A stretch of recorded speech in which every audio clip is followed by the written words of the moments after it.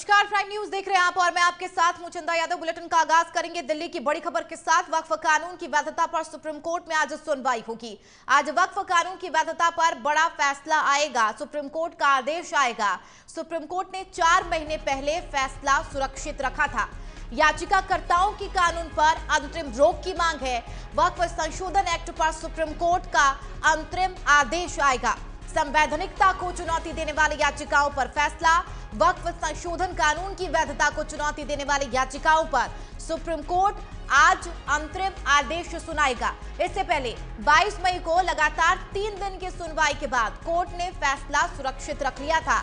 पिछली सुनवाई में याचिकाकर्ताओं ने कानून को मुसलमानों के अधिकारों के खिलाफ बताया और अंतरिम रोक लगाने की मांग की थी। वहीं केंद्र सरकार ने कानून के पक्ष में दलीलें रखी थी। ये बड़ी खबर आपको बता रही है। वक्फ संशोधन कानून पर सुप्रीम कोर्ट का अंतरिम आदेश आएगा।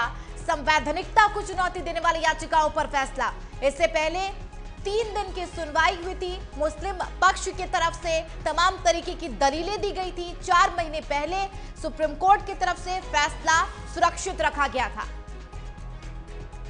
ये बड़ी खबर आपको बता रही है। वक्फ संशोधन कानून की वैधता को चुनौती देने वाली याचिकाओं पर सुप्रीम कोर्ट आज अंतरिम आदेश सुनाएगा।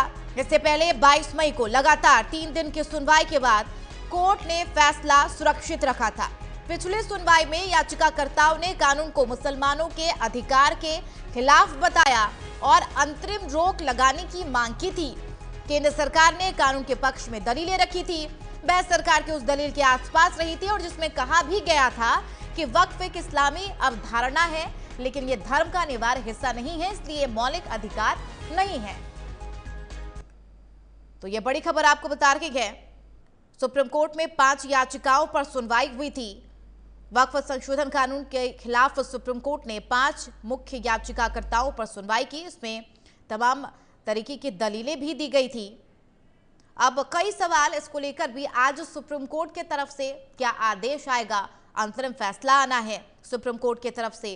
चूंकि 3 दिन की बहस के बाद सुप्रीम कोर्ट ने फैसला सुरक्षित रखा था और पिछली सुनवाई में याचिकाकर्ताओं ने कानून को मुसलमानों के अधिकार के खिलाफ बताया था और अंतरिम रोक लगाने की मांग की थी और केंद्र सरकार ने कानून के पक्ष में अपनी अपनी दलीलें रखी थी।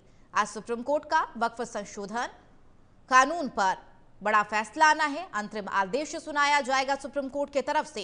किसके पक्ष में यह फैसला आता है और क्या दलीलें भी दी जाती है, यह देखना महत्वपूर्ण होगा। हालांकि 3 दिन तक पिछली बार जब सुनवाई हुई थी तो कई तरीके की दलीलें दी गई थी। वक्फ को इस्लाम से अलग एक परोपकारी दान के रूप में देखा गया। इसे धर्म का अभिन्न हिस्सा भी माना जाए। तो हमारे साथ सुप्रीम कोर्ट के अधिवक्ता प्रमोद कुमार लाइव हैं। प्रमोद जी, सबसे पहले तो आपका बहुत स्वागत है प्राइम न्यूज पर। आज वक्फ संशोधन कानून पर सुनवाई होनी है। सुप्रीम कोर्ट की तरफ से अपना अंतरिम आदेश सुनाया जाएगा। क्या उम्मीदें यहां पर लगाई जा सकती हैं कि आज सुप्रीम कोर्ट की तरफ से जब अंतरिम आदेश आएगा, अब इसके आगे की राह क्या? जी चंदा मैडम, देखिए इस पर काफी सुनवाई हुई। मई में करीब 4 बार जो है पूरे 3 दिन चला और यहाँ के जितने सीनियर एडवोकेट वगैरह थे जी सब लोग पार्टिसिपेट किए और इसमें देखा गया कि इसमें बहुत सारी जो है कमियां थी और यही वजह है कि उसमें ये जो केस को काफी गंभीरता से लिया गया और सवाल यह है कि सरकार को इसको अमेंडमेंट करने की क्या जरूरत पड़ी।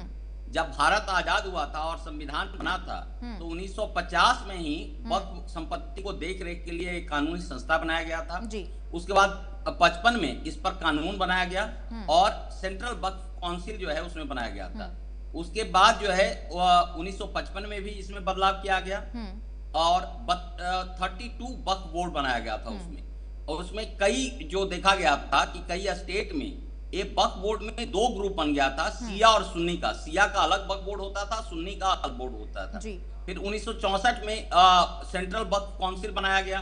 1954 में फिर इसको बदलाव करके केंद्र सरकार ने जो है वक्फ संशोधन बिल लाई। उसके बाद 1998 में और सबसे लास्ट में 2013 में जब मनमोहन सिंह की सरकार थी तो उन्होंने इतना वाइड दे दिया गया, इसको पावर दे दिया गया कि एक समझिए कि स्टेट से ज्यादा पावर होता था और रिजल्ट ये हुआ कि अचानक वक्फ बोर्ड में करीब 9.5 लाख एकड़ जिसको प्रॉपर्टी दिया गया था, जो कि पूरे भारत में जो सबसे ज्यादा सेना और रेलवे का है उससे उसके तुलना में इसकी प्रॉपर्टी होगी।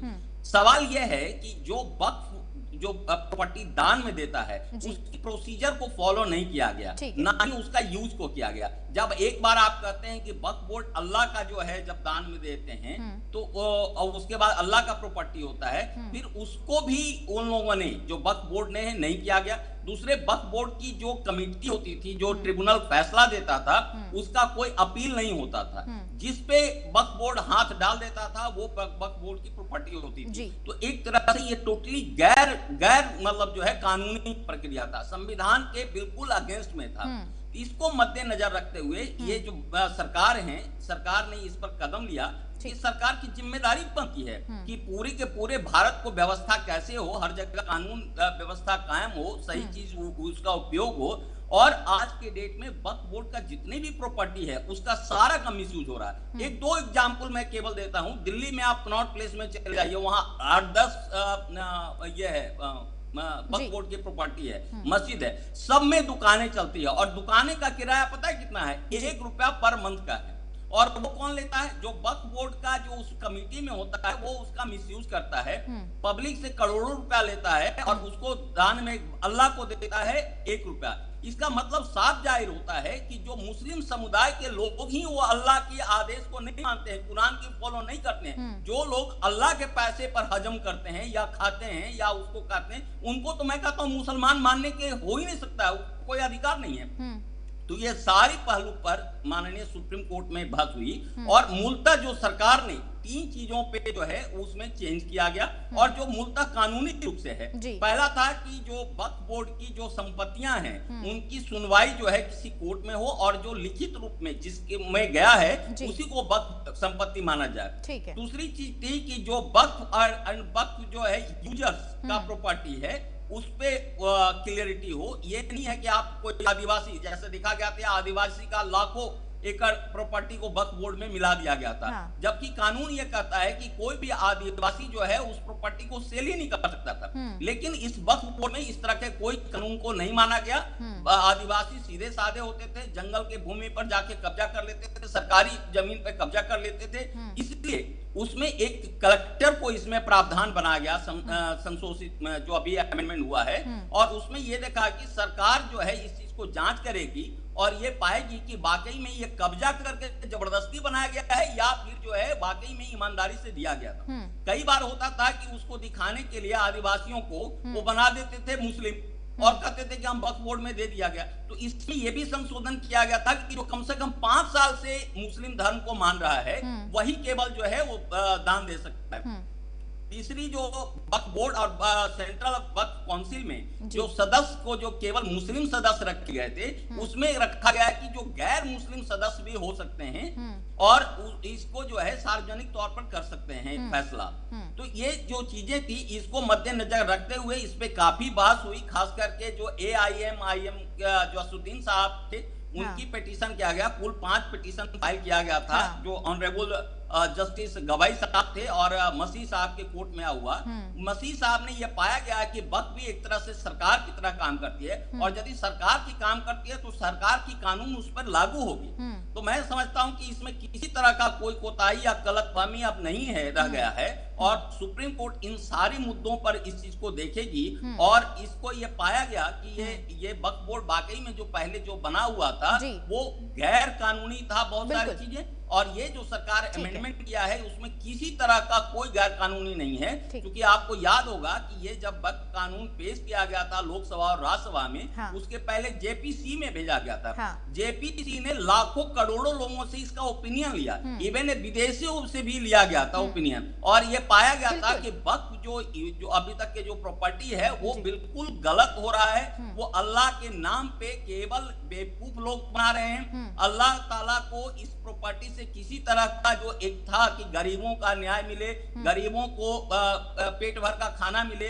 गरीबों को जो है ये शिक्षा मिले, गरीबों का भरण पोषण और आवास का व्यवस्था उस प्रॉपर्टी से किया जाए, इस तरह का कहीं पर भी अभी तक ये हिंदुस्तान में देखा गया कि इसको नहीं किया गया, बल्कि इसको राजनीतिक रूप में वक्फ बोर्ड की प्रॉपर्टी को यूज किया गया और एक तरह से कह सकते हैं कि ये देश को तोड़ने का भी काम में लगाया गया। तो इसलिए सरकार को मजबूरी में और बिल्कुल ठोस कदम में इसमें अमेंडमेंट किया गया चारों तरफ से, और इस सुप्रीम कोर्ट इस चीज को देखिए, इस पर बहस हुई है कि आर्टिकल 9 और आर्टिकल 14 में जो बदलाव किया गया था, जिसमें 2 महिला मेंबर को भी शामिल किया गया। बिल्कुल, और मैं बिल्कुल प्रमोद जी, मैं आपसे अगला सवाल भी यही पूछने वाली थी। और जाहिर सी बात है, जब आपने देखा होगा कि वक्फ संशोधन बिल कानून जब पेश किया गया, कानून जब ये बना, तब मुस्लिम का एक तबका इसके पक्ष में था तो एक तबका इसके खिलाफ में था। हालांकि एक तबके का कहना था कि लगातार अब मुसलमानों के उद्धार का काम किया जा रहा है, ये उनकी बेहतरी के लिए किया जा रहा है, तो दूसरा इसके खिलाफ नजर आ रहा था। और आपने जब AIM के चीफ असदुद्दीन ओवैसी की तरफ से याचिकाएं दाखिल की गई थी, तो उसमें दलीलें भी आपने सुनी होगी। चूंकि एक तरफ ये कहा जा रहा है कि अनुच्छेद 14, 25 और 26 का ये सीधे तौर पर उल्लंघन करता है, उसके खिलाफ है ये कानून। और क्या, मैं आपसे ये भी जानना चाहूंगी, क्या इस पूरे मामले के तहत क्या अल्पसंख्यक संस्थाओं पर किसी तरीके का असर पड़ेगा? देखिए, कायदे से देखा जाए तो अल्पसंख्यक संस्था पर कोई भी असर नहीं पड़ेगा, बल्कि अल्पसंख्यक संस्थाओं को इसको फायदा होगा। जैसा हमने बताया और ये पाया गया था पूरे डाटा के हिसाब से कि अल्पसंख्यक के ये मेन गरीब लोगों के लिए बना था, जो निरीह वहां पे लोग हैं, जनता, उनके लिए बनाया गया था और उनको बिल्कुल फायदा नहीं हो रहा था। फायदा किनको हो रहा था? असदुद्दीन ओवैसी के जैसे लोगों का। बड़े बड़े जितने नेता लोग थे इसके कमेटी में बने हुए थे, और जितने भी आप सर्वे जो हुआ है उसमें था कि वक्फ बोर्ड की प्रॉपर्टी पर वो जो है शेषनाग बन करके कब्जा कर करके अपना पेट केवल भर रहे थे। आप सोचिए कि जो अल्लाह ताला का नहीं हो सकता है, जो अल्लाह ताला के धन को अपना जो है वो यूज कर रहा है, वो एक मुसलमान कैसे हो सकता है? और इस तरह का जब दलीलें आई तो ये पाया गया है, मसीह साहब ने क्लियर कहा कि देखिए सारे धर्मों में, केवल मुस्लिम में नहीं है, चाहे वो हिंदू हो चाहे क्रिश्चियन हो, सब में दान का प्रोविजन है। और जब दान होता है तो उस दान का केवल उपयोग जो है गरीबों के सेवा के लिए लगता है। लेकिन जो इसमें जो वक्फ बोर्ड में देखा गया कि गरीबों का सेवा इससे बिल्कुल नहीं हुआ है, और इसी को मद्देनजर रखते हुए जो धारा 40 पहले जो वक्फ बोर्ड का नियम था उसको बिल्कुल खत्म किया गया, जिसमें कोई भी जो वक्फ यूजर्स के प्रॉपर्टी को जो आप अनैतिक रूप से कब्जा किए हुए थे, सरकारी भूमि को कब्जा किए हुए थे या आदिवासियों के भूमि पर कब्जा किए हुए थे, उसको इसमें था कि इनको डी नोटिफिकेशन किया जाए और इस पर जो है जो कलेक्टर है वहां का, जो DM होता है, उसको इस पर जांच करेगी। अब इनकी पेट में जो दर्द होता है यही कि भाई हमारी जो संपत्ति है, जो अभी तक हम लूट कर करके उसका एंजॉय कर रहे थे, उसमें एक कलेक्टर यदि मान लेते हैं वो हिंदू है तो वो कैसे उसको देखेगा? तो अब सवाल ये होता है कि जब सरकार है तो सरकार में एक तरफ तो आप कहते हैं कि हिंदू मुस्लिम मत करो, दूसरे आप भी इसमें कह रहे हैं कि हिंदू कलेक्टर होगा तो आप कैसे देखेंगे? इसका मतलब है कि वो चाहते हैं कि सारे जगह कलेक्टर है वो मुस्लिम बने।